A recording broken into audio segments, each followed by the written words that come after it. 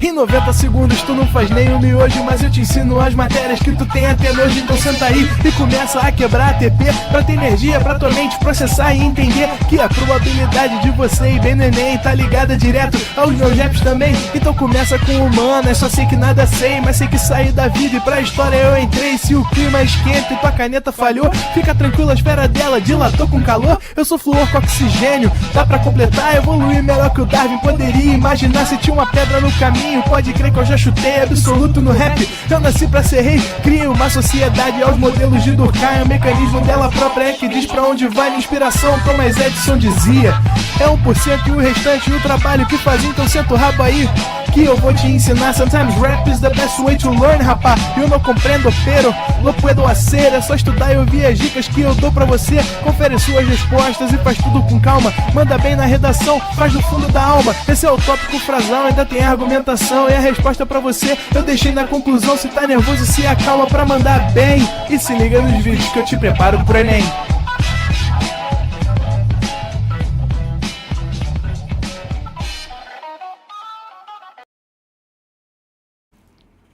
Estamos ao vivo, estamos online, Rodrigo. Apareci! Boa noite, pessoal. Sejam bem-vindos a mais uma aula. Estamos de volta aí, né? Espero que vocês tenham assistido a aula da semana passada. Foi aquele feriadinho, né? Sei que é um feriado que não rola em todos os estados do Brasil, mas era um feriado aqui, ó, do meio Rio de Janeiro. E falando em feriado, amanhã tem o quê, Renan? Feriado. Tem feriado também. Amanhã é o dia do trabalho. O que a gente faz para comemorar o dia do trabalho? Não trabalha, né? É isso aí que a gente faz. Cara, que maravilha. Brena, Vivian, Ivonete Marinho, Maria das Graças Perrelo, sejam bem-vindos, bem-vindas a essa aula, né? Gente, que legal estar aqui com vocês.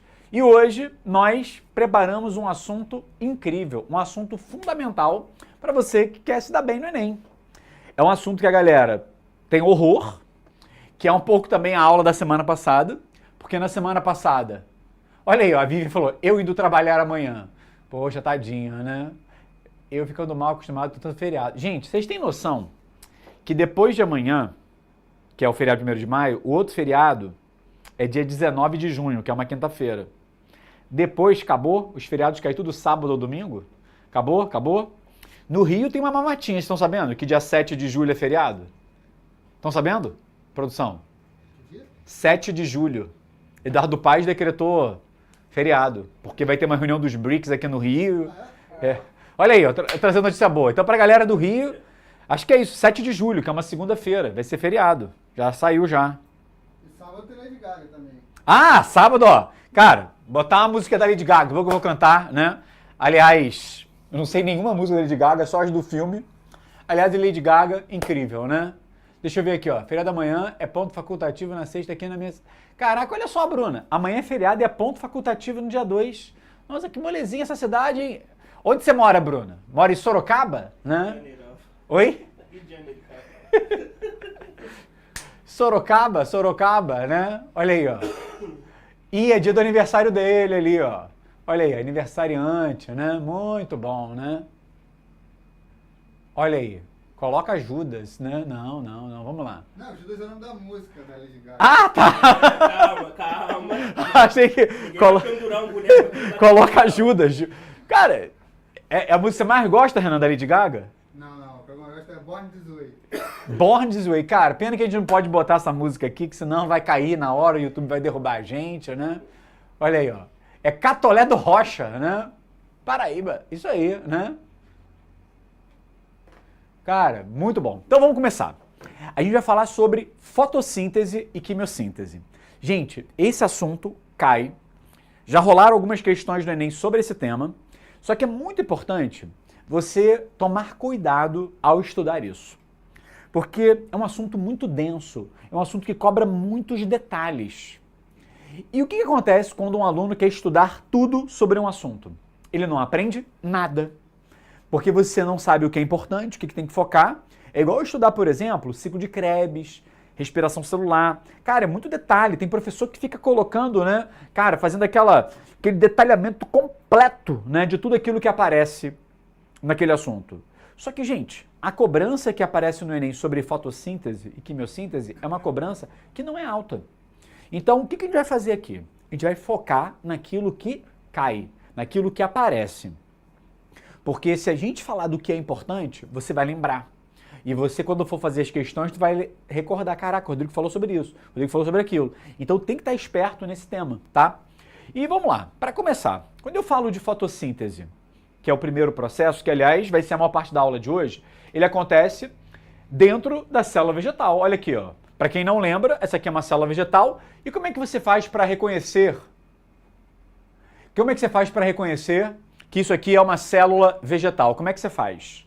Gente, primeiro, célula vegetal tem esse elemento aqui por fora, tá vendo? Ó? É a chamada parede celular. Ela reveste a célula por fora, tá vendo aqui? Essa estrutura é feita de celulose, tá bom?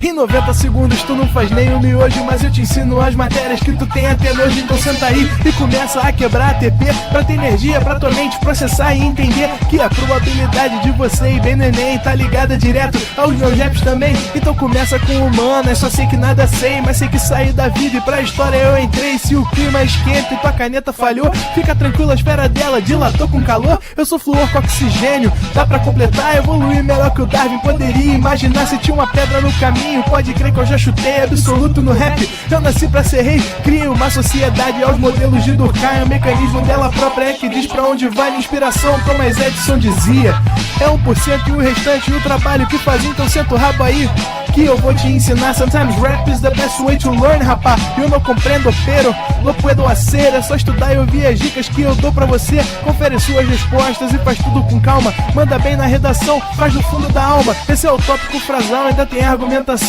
E a resposta pra você eu deixei na conclusão. Se tá nervoso, se acalma pra mandar bem. E se liga nos vídeos que eu te preparo pro Enem.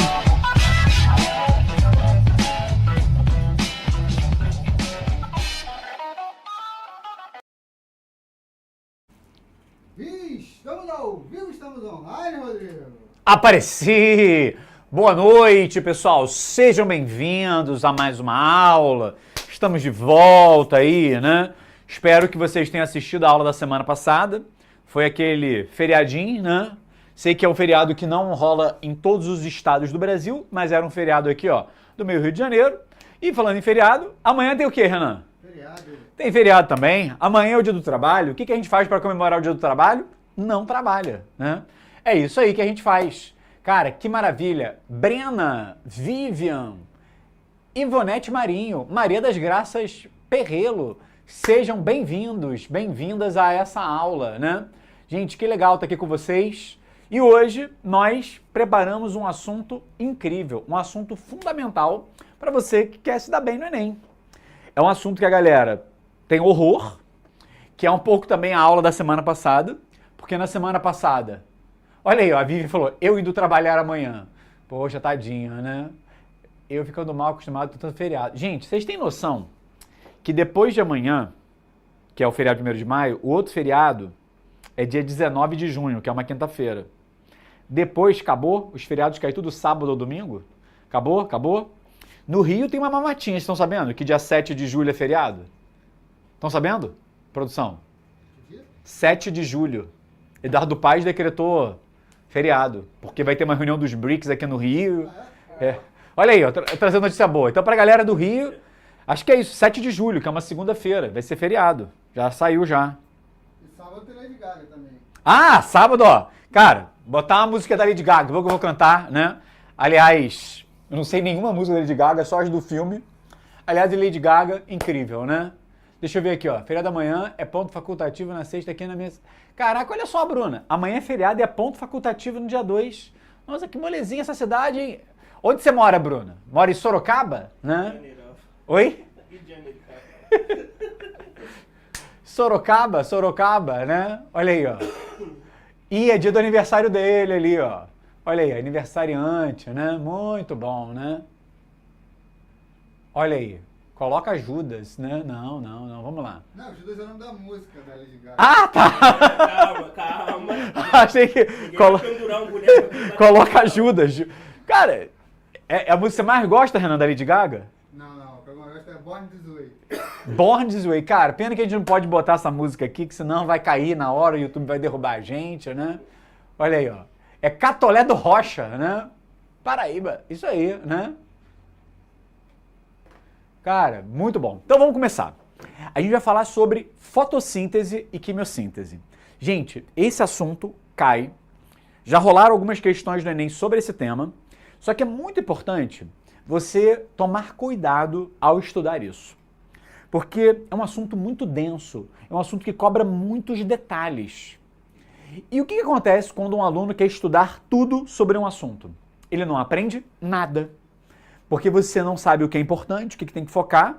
É igual estudar, por exemplo, ciclo de Krebs, respiração celular. Cara, é muito detalhe. Tem professor que fica colocando, né? Cara, fazendo aquele detalhamento completo, né? De tudo aquilo que aparece naquele assunto.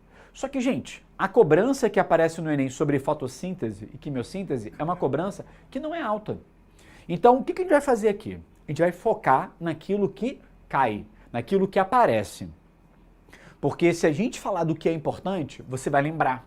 E você, quando for fazer as questões, tu vai recordar, caraca, o Rodrigo falou sobre isso, o Rodrigo falou sobre aquilo. Então tem que estar esperto nesse tema, tá? E vamos lá, para começar, quando eu falo de fotossíntese, que é o primeiro processo, que aliás vai ser a maior parte da aula de hoje, ele acontece dentro da célula vegetal. Olha aqui, ó. Para quem não lembra, essa aqui é uma célula vegetal. E como é que você faz para reconhecer? Como é que você faz para reconhecer que isso aqui é uma célula vegetal? Como é que você faz? Gente, primeiro, célula vegetal tem esse elemento aqui por fora, tá vendo? Ó? É a chamada parede celular. Ela reveste a célula por fora, tá vendo aqui? Essa estrutura é feita de celulose, tá bom? Então ela fica por fora. Então esse é o primeiro elemento, parede celular de celulose. Segundo elemento, esse bolão aqui dentro. Isso aqui é o chamado vacúolo central. É uma bolsa cheia de líquidos. E ele ocupa boa parte da célula, olha aqui. E o terceiro elemento, que é o que a gente quer falar, é esta organela verdinha aqui. Inclusive, os vegetais são verdes graças a essa organela, que é o chamado o quê? Cloroplasto. Ah, então olha aqui, ó. Cloroplasto é o nome dessa organela. E o cloroplasto é onde acontece a fotossíntese. E ele tem grandes semelhanças com a mitocôndria. Então, calma aí. Deixa eu pegar um cloroplasto e dar uma aumentada nele aqui, tá? Então, eu peguei da célula vegetal, extraí o cloroplasto. Essa aqui é a imagem que a gente tem dele olhando ao microscópio, tá? O que o cloroplasto faz? Ele é o responsável pela fotossíntese. Da mesma maneira que a mitocôndria era responsável pela respiração celular, esse cara aqui é responsável pela fotossíntese. E igualzinho à mitocôndria, tá? Ele vai ter duas membranas. Lembra que a mitocôndria tinha uma membrana externa e a interna? Só que a interna fazia dobrinhas, chamadas de cristas mitocondriais. Aqui rola a mesma coisa. Tanto a mitocôndria quanto o cloroplasto, eles têm DNA circular próprio. Aí alguém vai falar assim, mas Rodrigo, isso não é igual da bactéria? Sim. Tem uma ideia chamada de hipótese endossimbiótica, que diz que mitocôndrias e cloroplastos eram procariontes. Aliás, gente, a mitocôndria era uma bactéria aeróbica. E aí essa bactéria aeróbica foi fagocitada por um eucarionte primitivo e deu origem à mitocôndria. E qual é a hipótese sobre o cloroplasto? O cloroplasto no passado, ele era uma cianobactéria. Aí essa cianobactéria foi fagocitada e quem passou a ter essa cianobactéria lá dentro, passou a ter o cloroplasto. E aí um ponto curioso, gente, para você ficar esperto. Quem foi englobado primeiro? A bactéria aeróbica que virou a mitocôndria ou a cianobactéria que virou o cloroplasto? Quem você acha que surgiu primeiro, gente? Responde aqui no chat pra gente ouvir isso aqui. Gente, responde no chat. Quem surgiu primeiro, mitocôndria ou cloroplasto? O que você acha? Lança aqui pra mim, né? Lança aí, né? Olha aí, a Milena mandou bem, ó. Se tem cloroplasto, tem clorofila. Se tem clorofila, faz fotossíntese. É isso aí, né? O ovo, cianobactéria. Ó, bactéria. Gente, deixa eu explicar para vocês uma parada. Se você pegar as células eucariontes, é normal que todos os procariontes tenham mitocôndria. Então você vai pegar protozoário, você vai pegar alga, vai pegar fungo, vai pegar vegetal e vai pegar animal. Essa galera toda tem mitocôndria. Agora, se você pegar vegetais e algas, além de mitocôndria, o que eles têm? Cloroplasto. Então, provavelmente, qual é a linha do tempo?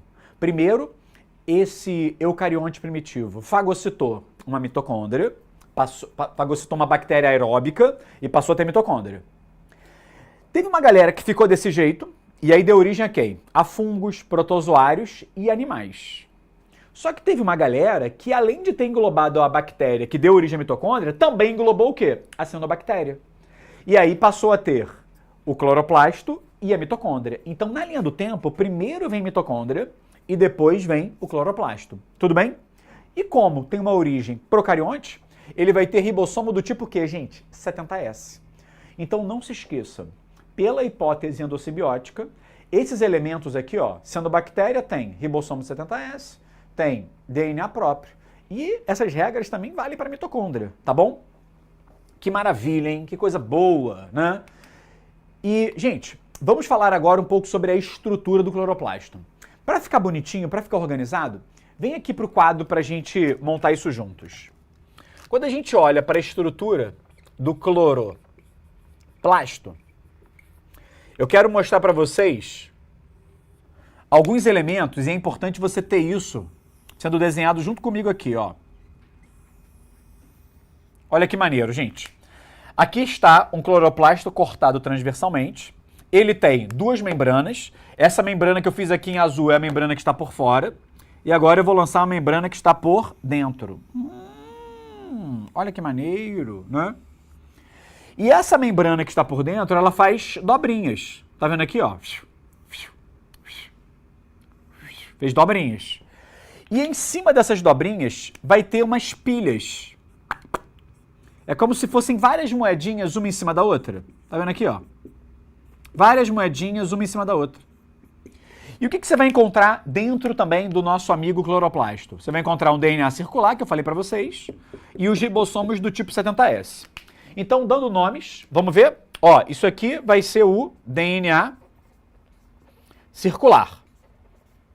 Isso aqui serão os ribossomos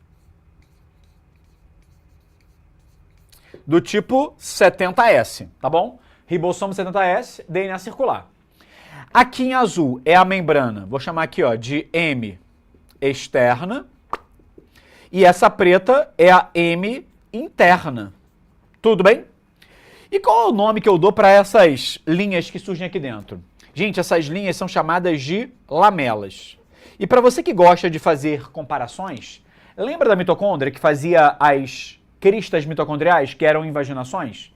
Essas lamelas têm a mesma ideia, têm o mesmo funcionamento, tá? E o que seriam essas pilhas que estão aqui? Gente, essas pilhas que estão aqui, esse conjunto todo, ele é chamado de granum. Tá legal? Granum, granum, granum. E pegando um desses grânulos e dando um zoom, olha só. Você vai ver que essa pilha, ela tem várias moedinhas. E cada moedinha dessa é chamada de tilacoide. Então, várias tilacoides juntas formam o que a gente chama de grânum. Que ótimo! Então, uma unidade só é tilacoide e várias juntas a gente chama de grânum. E o que tem nessa tilacoide? Pessoal, na membrana dessa tilacoide, o que a gente vai ter? A gente vai ter estruturas chamadas de fotossistemas. Opa, errei. Vai ter os chamados fotossistemas.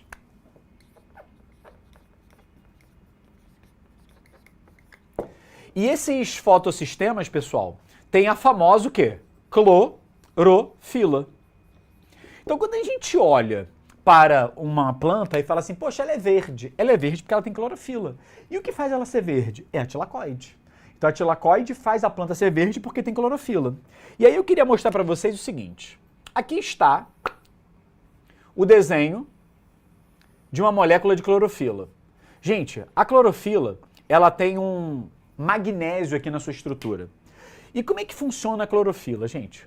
A clorofila, ela é uma molécula que a gente chama de fotoexcitável. Então, quando a gente joga luz na clorofila, o que acontece com os elétrons da molécula de clorofila? Eles ficam animados, eles ficam excitados. E você já deve ter visto isso na aula de química. Quando você energiza um elétron energizado é chamado de elétron excitado. O que esse elétron faz? Ele pula. Então a gente vai ver aqui, ó, um pulinho de 2 elétrons, que eu vou chamar de 2 elétrons excitados. Esse elétron excitado, ó, pulou, cheio de energia. E o que a planta faz?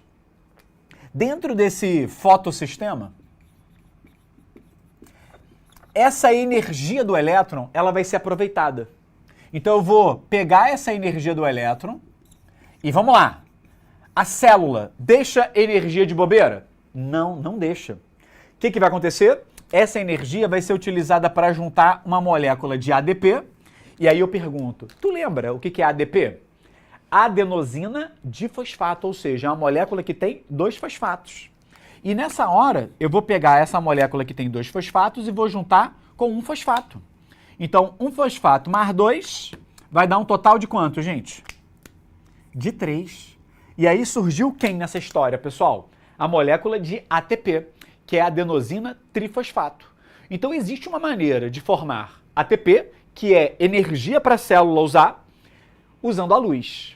E aí eu quero que você me dê o nome desse processo. Vamos lá. Se está usando a luz, qual é o prefixo que eu vou botar? Qual é o prefixo? Esse aqui, ó, foto. E olha só, eu não estou adicionando um fosfato aqui, então eu vou chamar isso de fotofosforilação. Então o nome desse processo é a fotofosforilação. Foto por quê? Porque a energia veio da luz. E aí o que eu estou fazendo? Eu estou transformando essa energia luminosa em energia química dentro da molécula de ATP. Só que aí tem um detalhe que eu preciso que vocês se recordem. Lembra que eu dei luz? Essa luz é uma forma de energia e isso excitou os elétrons? Cara, os elétrons vieram para cá. Só que o fotossistema tirou a energia do elétron. Cara, o que o elétron faz sem energia? Ele volta para o seu estado original. Então seria o elétron sem energia. O elétron, ó, já gastou a energia dele, então ele volta para o seu estado original. Então, fique esperto. Quando a gente joga luz no cloroplasto, o que vai acontecer? a clorofila tem os seus elétrons excitados e essa energia dos elétrons vai para o ATP. Esse processo é chamado de fotofosforilação. E aí eu vou trazer dois termos para vocês que vocês já devem ter escutado alguma vez na vida. Se o elétron voltar para o mesmo lugar da onde ele veio, isso é chamado de fotofosforilação cíclica. Faz sentido, ó. Cíclico. Agora, se ele for para outro lugar que não é o estado de origem, eu chamo de fotofosforilação o quê? Acíclica. Então, nesse desenho que eu fiz aqui, é uma fotofosforilação cíclica. Tudo bem? Gente, dá um print que eu vou olhar aqui na tela e ver as dúvidas do pessoal.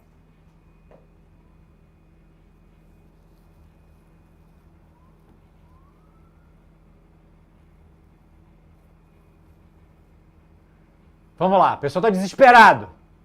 Tá muito difícil. Então, vamos lá, gente.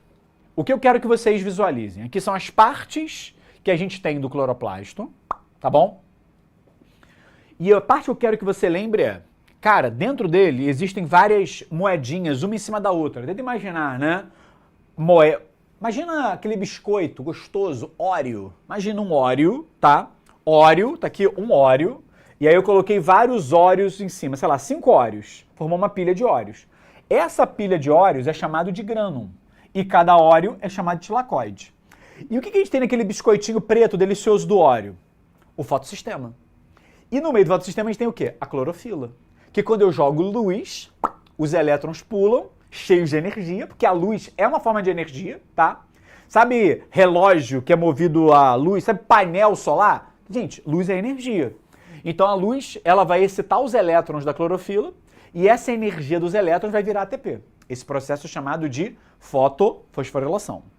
E aí eu queria trazer para vocês o seguinte. Cara, agora é um momento muito aula de física, tá? Quando a gente fala da luz, a luz ela é uma onda eletromagnética, tá?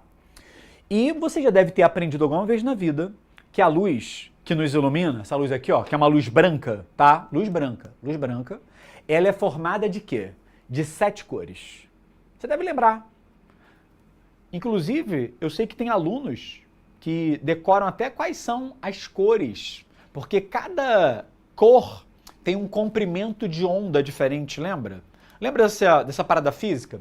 Lembra? Cara, V igual a lambda F, lembra essa parada? Alguém lembra essa fórmula aqui? E o que é o lambda? Lambda é o comprimento de onda. E dentro da luz, cada cor vai ter um comprimento de onda diferente. Então, dentro da luz branca, existe o quê? Existe amarelo, existe violeta, existe vermelho, existe azul, existe verde. E a junção dessas 7 cores forma o quê? A luz branca. Tanto que existe uma parada chamada de arco-íris. O que é o arco-íris, gente? A luz branca, quando ela passa pela água, ela sofre um processo de refração. E aí ela vai separando as cores. E dá para fazer o contrário. Se você pegar um disco e pintar ele com as 7 cores do arco-íris e girar esse disco, aparece a cor branca. Alguém já viu essa parada?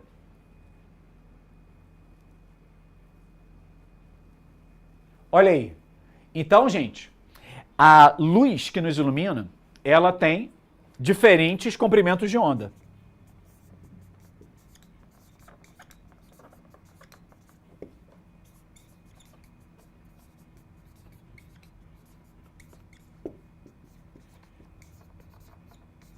E esse comprimento de onda é chamado de lambda. Então, dentro da luz branca tem verde, tem amarelo, tem violeta. E aí eu quero fazer uma pergunta para vocês, e essa pergunta talvez seja a mais importante da aula toda. A pergunta mais importante de todas.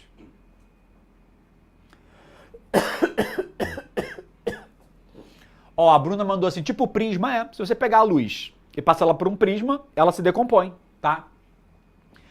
E dá para usar outras cores? Dá. Vamos pensar aqui no seguinte. Gente, olha só. Quando a gente pega uma planta, existe luz verde, luz vermelha, luz amarela. A pergunta que eu faço para vocês é a seguinte. Qual é a melhor cor para uma planta? Qual é a cor que se você jogar nela, ela faz mais fotossíntese? Diz aí para mim. Qual é a melhor cor? Cara, mas eu tapei o microfone, hein?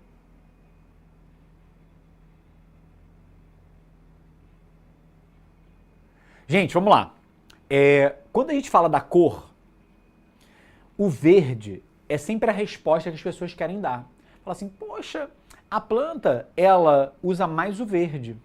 E, na verdade, é o contrário. O verde é a cor que a planta menos utiliza. O verde é a cor que ela menos utiliza. Por quê? Porque ela é verde. Gente, por que as coisas que a gente encontra, elas são das cores que a gente encontra? Por exemplo, se a gente pegar esse pilô aqui, por que ele é vermelho? Porque a luz branca bate nele, ele absorve todas as cores e ele reflete a cor vermelha que vai para o meu olho. Aí, como refletiu o vermelho, eu falo, é vermelho. Então, esse pilô é vermelho porque ele absorve todas as cores, menos o vermelho, ele reflete. Então, por que a planta é verde? Porque ela absorve todas as cores, menos a verde, que ela reflete. E aí eu digo que ela é verde. Agora, se você olhar aqui para o meu símbolo do ProEnem, por que esse símbolo aqui, gente, ele é branco? Porque ele reflete todas as cores.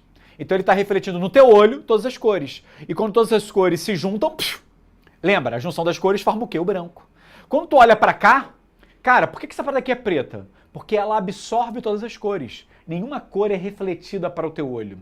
Então, gente, por que a planta ela é verde? Porque a cor que ela menos utiliza é o verde. Então ela reflete. E aí presta atenção. Se a luz que eu utilizo aqui for uma luz verde, eu vou ter alta ou baixa produção de ATP? Diz aí pra mim. Vou produzir muito ou vou produzir pouco ATP? Gente, se você jogar luz verde, você vai sacanear a planta. Ah, eu quero zoar o brócolis. Joga uma luz verde nele. Essa luz é a pior, gente. Porque os elétrons vão ganhar pouca energia, não vai gerar muito ATP. Então o verde é o pior. A pior cor que uma planta pode ser iluminada é o verde. Então, botar aqui, ó. Qual é o comprimento menos eficaz? O menos eficaz, gente, é o verde. O verde é o que causa menor excitação de elétrons. E qual seria, então, a cor mais eficaz? A cor que tem mais eficiência na fotossíntese em relação à clorofila. Seria o vermelho e o azul. Então o vermelho e o azul são as cores que a clorofila absorve mais. Então você quer gerar mais ATP? Você quer gerar mais energia? Cara, ilumina a planta com luz vermelha e luz azul, porque isso vai excitar mais os elétrons para que aconteça mais fotossíntese. Tudo bem? Deixa eu ver como é que tá a galera aqui, ó. Ó, o pessoal mandou aqui, né, a Bruna. É tipo nordestino usando preto no verão. Gente, qual é o problema de usar preto no verão? A luz não é uma forma de energia? Se você usa preto, o que a tua camisa faz? Ela absorve, cara, toda a luz. Ela não reflete nada. Então, se ela absorve toda a luz, ela gera mais energia. Ela comporta mais energia. Então, o que você já escutou? Que quando você está num dia quente, é melhor usar roupas pretas ou roupas brancas? No calor muito grande, é melhor você usar roupas brancas, porque a cor branca, o que ela faz? Reflete. Ela reflete todas as cores. Então, num dia frio, um bom lugar para ler um livro, é melhor você usar roupas escuras para absorver mais calor. E num dia de calor, né, num dia quente, você usa roupas claras para refletir toda essa luz aí. Tudo bem? Olha aí, pessoal, ó, mandando bem, né? E por que as pessoas que cuidam de plantas usam cor violeta? Gente, não é só a cor violeta, porque tem muita gente que trabalha, por exemplo, em estufas. Às vezes o cara tem alguma plantação dentro de uma estufa, ele pode, né, abrir a estufa e jogar a luz natural, que é uma luz branca, mas o cara pode jogar outras cores. Aquilo que você chama de violeta tá puxado para o vermelho e para o azul, né?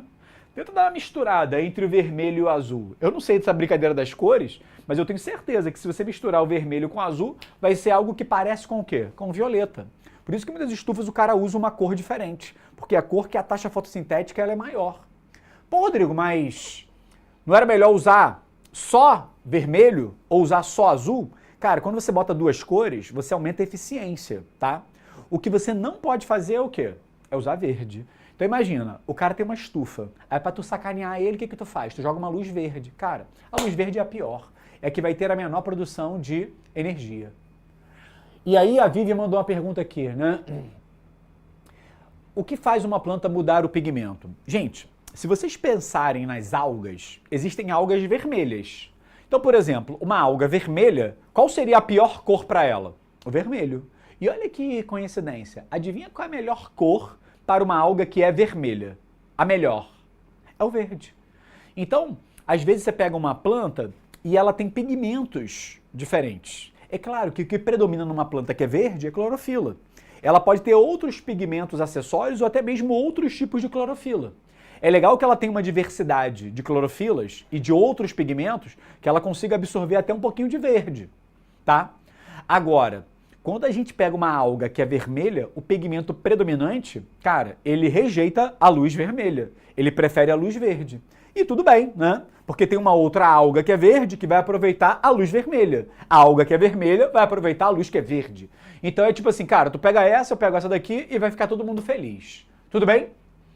Então, cor de luz depende da cor da planta. Isso mesmo. Cara, se a planta é verde, a pior cor para ela é verde. Se a alga ela é vermelha, a pior cor para ela é a vermelha.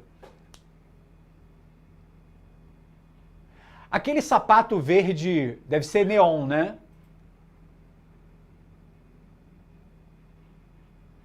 Ainda que não preciso mais me preocupar.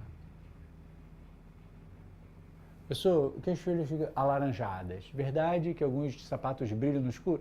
Gente, o que a gente precisa entender sobre esse negócio de brilhar no escuro? Tem um pouco a ver com isso, tá? Eu não sei, o pessoal aqui que está assistindo a aula de hoje, que mora em... Deixa eu dar o pessoal tá angustiado pelo print, né? Vai lá, dá o print. O pessoal que mora, né, em algumas regiões de praia aqui do Brasil, especialmente aquelas praias, cara, mais distantes dos grandes centros urbanos. Eu vejo muito isso, por exemplo, em algumas praias do Nordeste. Às vezes é uma noite que não tem luz de poste, luz de prédio, aquela praia bem deserta. E você também não tem lua naquela noite, uma noite nublada. E aí tu olha para a água da praia e tu vê vários pontos brilhando. Alguém aqui já teve essa sensação, né? De ver vários pontos brilhando no mar? Rodrigo, tava puro? Tava. Fica tranquilo, tu viu vários pontos brilhando. O que acontece nesse caso? São algumas algas mortas, que é o seguinte, durante o dia, a clorofila daquela alga morta recebeu luz. Os elétrons excitaram, pularam. Essa energia deveria virar ATP. Só que como a alga está morta, o que acontece com esse elétron? Ele volta. E ao voltar, ele emite luz. Então a luz que ele absorveu durante o dia, ele vai emitir durante a noite. Esse fenômeno é chamado de bioluminescência. É o que acontece, por exemplo, naquele peixinho que fica brilhando, né, no filme Procurando Nemo. Aquele é um exemplo de bioluminescência. Então, gente, o que é esse fenômeno de coisa brilhar, piscar? Cara, é essa excitação dos elétrons. Quando o elétron volta, se a energia dele não for aproveitada para gerar ATP, essa energia vai ser perdida na forma de luz. Tudo bem? Então deixa eu apagar aqui para vocês.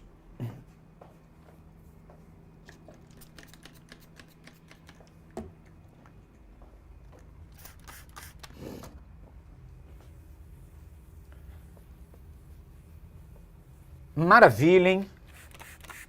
Quem aqui já viu essa parada? No mar tá brilhando. Tem até alguns lugares que você vai e encontra essas algas mortas na areia. E aí, pô, é a areia da praia que tá brilhando. Isso rola em alguns lugares. É um fenômeno muito raro, porque se você mora perto de algum centro urbano e tem praia, tu não vai conseguir ver.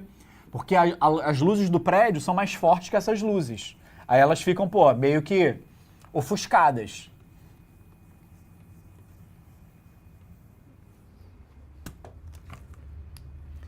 Então vamos lá. Vamos ver aqui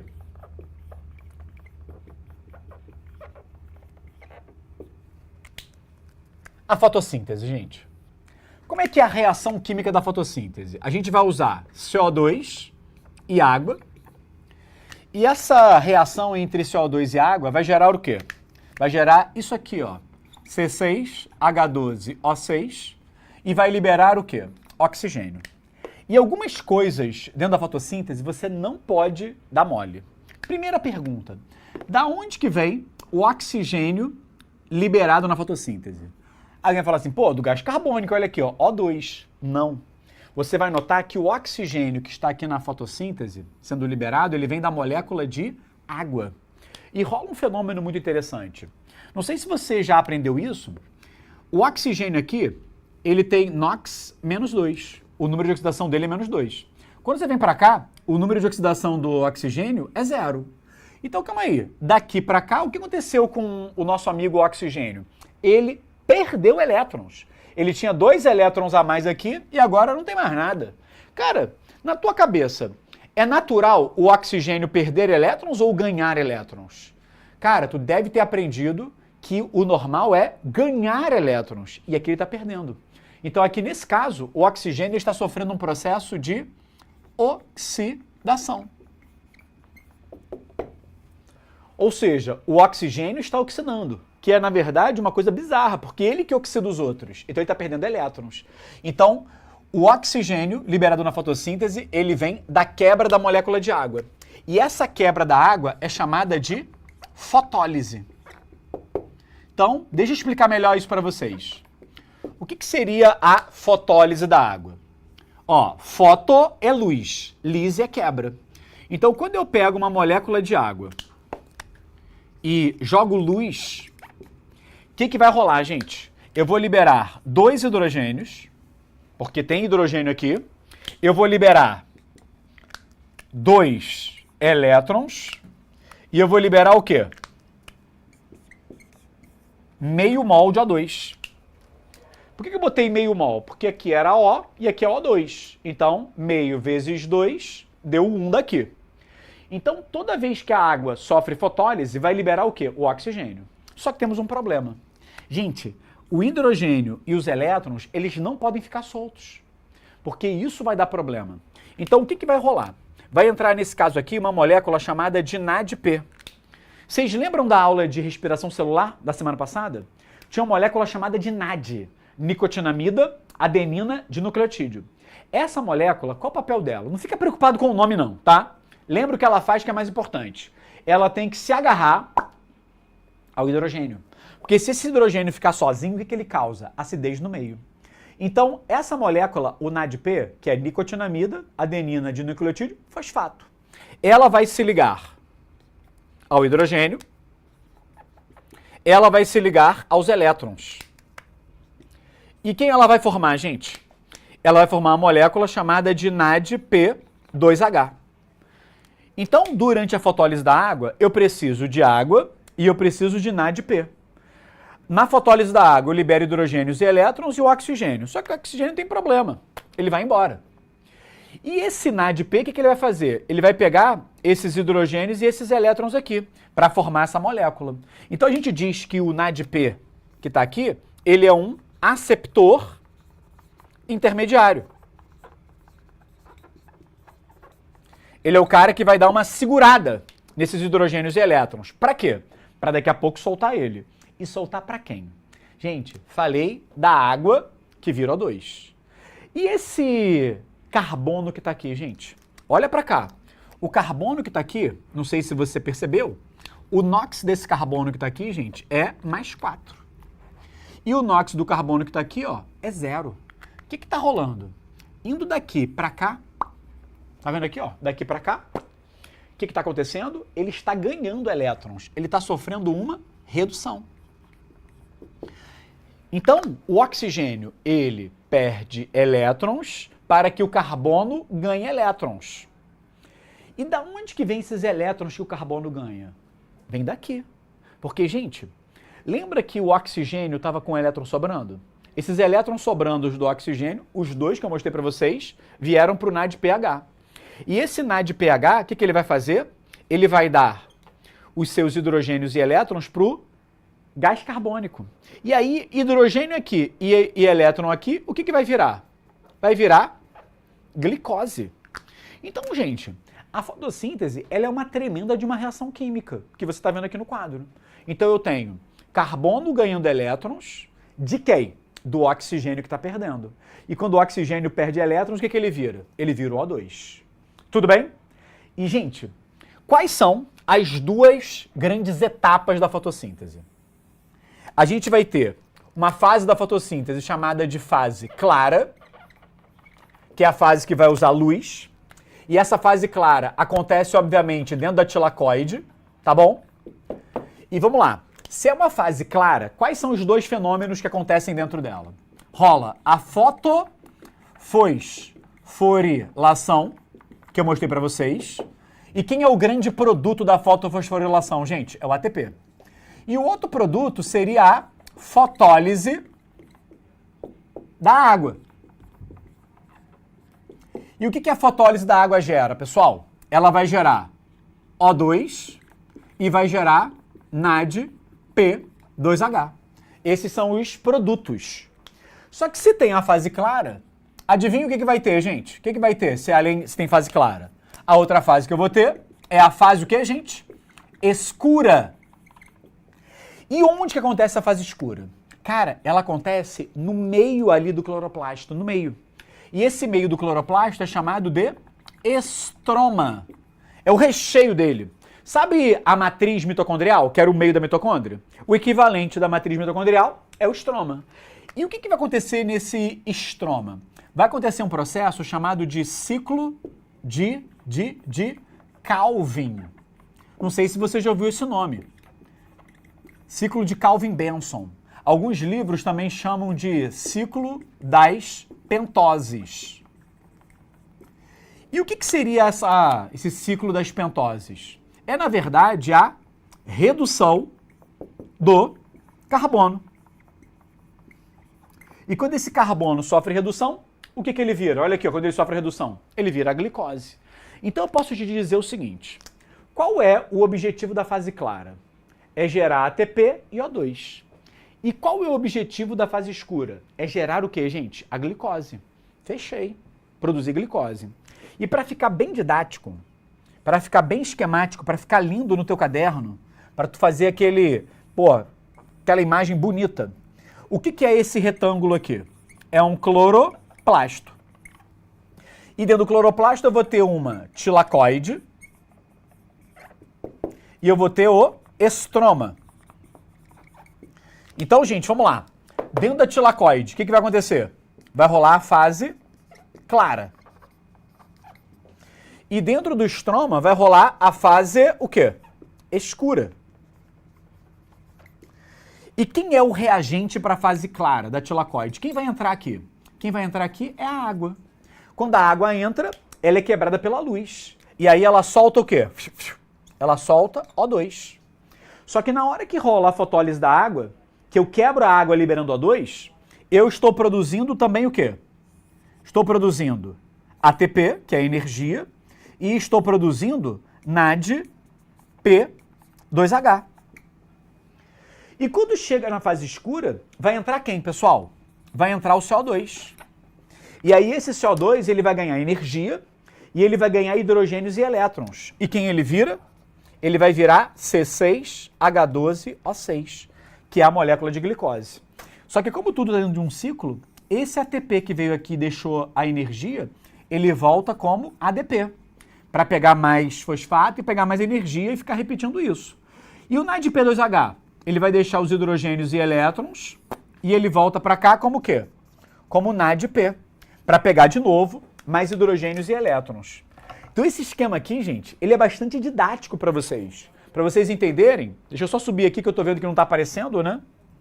Então aqui, ó, vai liberar O2 e aqui, ó, vai liberar a glicose. Acho que agora tá aparecendo, né? Olha aí, ó, subiu. Então, gente, esse esquema aqui ele é muito didático para você conseguir entender o que está rolando dentro da fotossíntese. E um ponto importante. Fase clara. Ela é clara de verdade? Sim. Ela só acontece na presença de luz. Então, se você não tiver luz, você não tem formação de ATP nem fotólise da água. Agora, a fase escura, ela precisa ser no escuro? Não.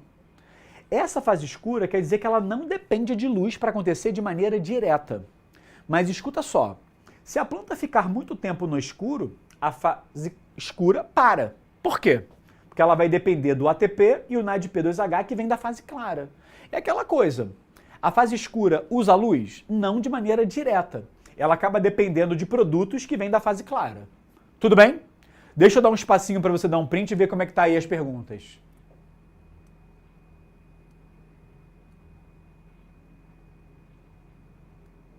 Olha a galera aí, ó. A Maria da Paz viu o brilhinho, né? O pessoal tá sofrendo, hein? Ó, Kênia Macedo. O que é NADP? NADP, Kênia, quer dizer nicotinamida, adenina, dinucleotídeo, fosfato. Então, N, nicotinamida. A, adenina. D, dinucleotídeo. E o P, de fosfato. É uma molécula que vai carregar os hidrogênios e elétrons.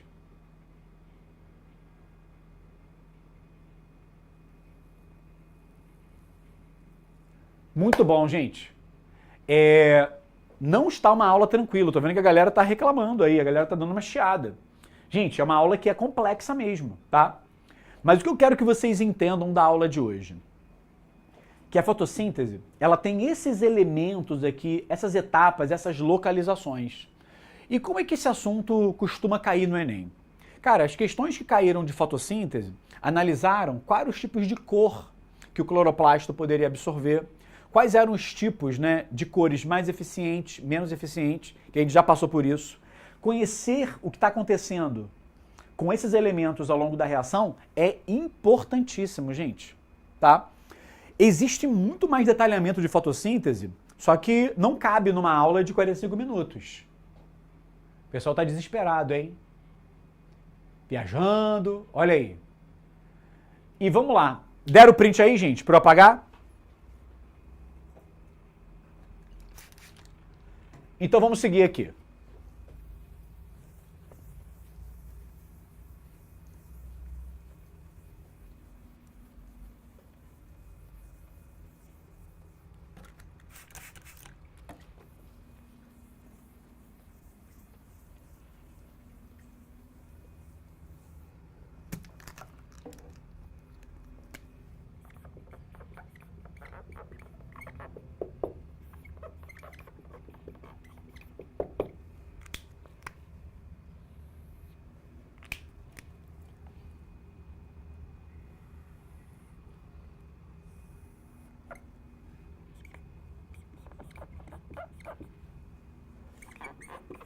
Gente, eu quero construir esse gráfico aqui com vocês. Eu tenho um gráfico que tem luz, ou seja, luz zero, escuro. E aqui eu tenho algumas taxas. Eu queria montar com vocês o gráfico que representa a taxa de fotossíntese. Então vamos lá. Se luz é zero, quanto equivale a fotossíntese? Zero. Conforme eu vou jogando luz, a taxa de fotossíntese vai fazendo o quê, gente? Ela vai, ó, aumentando. Só que você acha que se eu jogar mais luz, a fotossíntese vai aumentar para o infinito e além? Não. Ela chega num ponto que ela fica o quê, gente? Constante. Então esse gráfico vermelho aqui, ó, seria o gráfico da fotossíntese. Quando tá luz zero, ou seja, escuro, fotossíntese é zero, conforme eu vou iluminando, ela vai aumentando, vai aumentando, vai aumentando, e chega uma hora que a fotossíntese fica constante. Por quê? Ela atingiu o que a gente chama de saturação. Só que para fazer um comparativo, eu quero lançar agora como é que está a taxa de respiração numa planta. Quando você olha para a taxa de respiração, ela depende da luz? Não. Então essa taxa de respiração, gente, ela permanece praticamente constante. E aí eu queria que você olhasse para esse pontinho aqui, ó, onde a fotossíntese cruza com a respiração celular. E aí eu quero que você reflita comigo no seguinte.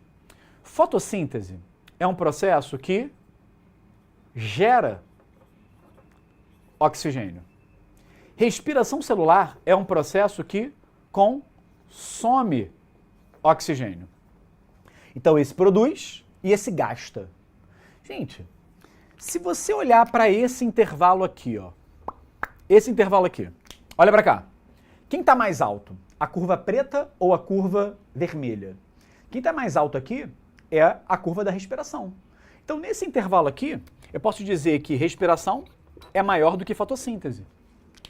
Tá vendo aqui, ó, o preto, respiração, fotossíntese aqui. Se a respiração está mais alto, cara, isso quer dizer que o consumo de oxigênio, ele é maior do que a produção. Poxa, se eu estou gastando mais do que eu estou produzindo, aqui vai ser o momento que eu vou ter oxigênio o quê? Negativo. Oxigênio menor do que zero. Por quê? Porque eu vou estar com dívida de oxigênio. A planta ela vai estar, cara, com déficit de oxigênio. Só que quando a gente vem para esse ponto aqui, ó, o que a gente nota?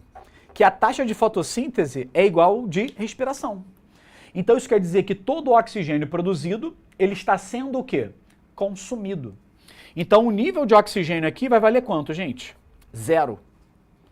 E se a gente pegar depois desse intervalo, quem é maior depois desse intervalo? Quem é maior é a taxa de fotossíntese. Então fotossíntese vai ser maior do que respiração. Ou seja, eu estou gerando mais O2 do que consumindo. Então nesse momento, o O2 ele é positivo, ou seja, ele é maior do que 0. Então vamos pensar aqui num negócio. Cara, se a fotossíntese estiver menor do que esse ponto, ela vai estar queimando o oxigênio. Se ela estiver desse ponto para cima, ela vai estar gerando o oxigênio. Então esse ponto daqui, ele é chamado de ponto de compensação. Que é justamente o ponto onde a taxa de fotossíntese e a taxa de respiração se igualam. Beleza, gente? Deixa eu ver vocês aí, né? Olha aí. Ponto de compensação fótico. Cara, o Lucas mandou sobre a cana, né? Cara, esse conteúdo da cana é importante, porque ele faz um tipo de fotossíntese especial, que não é o mesmo do cactus. Só que, gente, para a gente fechar aqui, o que está faltando falar sobre quimiossíntese? Vamos usar esse espacinho aqui. Primeiro, quimiossíntese acontece em quem? Em bactérias. O que a gente apresentou até agora de fotossíntese está rolando em algas, está rolando em cianobactérias e está rolando em plantas. Quimiossíntese só rola em bactéria. E onde que a quimiossíntese acontece? Ela acontece no hialoplasma. E, gente, como é que é a reação da quimiossíntese? Eu pego CO2 e água e eu gero glicose mais O2. Só que qual é a diferença dessa reação para a reação que a gente viu na fotossíntese? É que a fotossíntese utiliza luz. Aqui vai usar reações químicas. Então, algumas reações químicas, geralmente reações de oxidação, essas reações de oxidação, o que elas fazem? Elas liberam energia e essa energia é aproveitada por essas bactérias para gerar glicose mais O2. Um exemplo de reação de oxidação que vocês já aprenderam é aquela do ciclo do nitrogênio. Lembra que a amônia virava nitrito, que depois virava nitrato? Gente, isso eram reações de oxidação. As bactérias, chamadas de nitrificantes, elas pegam a energia dessa oxidação e usam para montar a sua glicose. Então essas bactérias que usam nitrogênio, lá do ciclo do nitrogênio, são chamadas de nitrobactérias. Tem bactéria que usa o ferro. Lembra? Ferro 2 vira ferro mais 3, ferro 2 mais vira ferro 3 mais. Isso é um processo de oxidação. Libera energia que forma glicose mais O2. Tudo bem? Pessoal, eu sei que a aula de hoje é uma aula complexa, mas eu te faço um pedido. Não fica preocupado com esse conteúdo de aprofundar cada vez mais. O que eu quero que vocês façam, né? Entre na nossa plataforma, cara, e comecem a fazer questões de fotossíntese. Porque isso que é o mais importante. É entender como é que esse assunto cai. Então, se você pegar as questões de fotossíntese que já apareceram no Enem, cara, todas as questões, cara, elas são resolvidas com o que a gente falou aqui. Ah, existe um negócio de ribulose, naftoquinona, não sei o quê. Gente, fica tranquilo. Isso nunca apareceu no Enem. Então, foca nas questões, que é o mais importante para vocês fazerem. Tudo bem? Deixa eu liberar aqui para você dar o último print. Manda aí. Produção, me traz aqui para a tela. Então, pessoal, um grande beijo pra vocês. A gente se vê na aula da semana que vem. Valeu! Assista nossas aulas a hora que você quiser. Vem com o Pro, o cursinho online que mais aprova no Enem. Assine em proenem.com.br.